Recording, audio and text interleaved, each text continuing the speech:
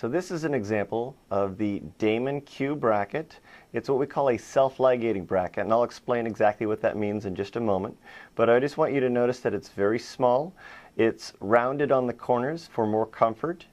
You'll notice that there's nothing on the inside, on the upper or lower, to scratch the tongue. There's no rings or bands on the back teeth that can kind of scratch and gouge into that tissue back there. So very small bracket, rounded corners, fewer canker sores, more comfortable.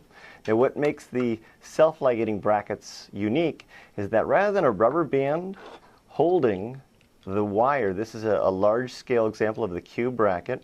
Here's the wire, this is the bracket here. Traditional brackets used a rubber band that went around the outside, but that can create friction when the teeth are trying to move along the wire.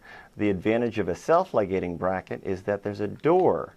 You can see here how we just open that door, remove the wire, and we can put a new wire in there, close the door simply like that.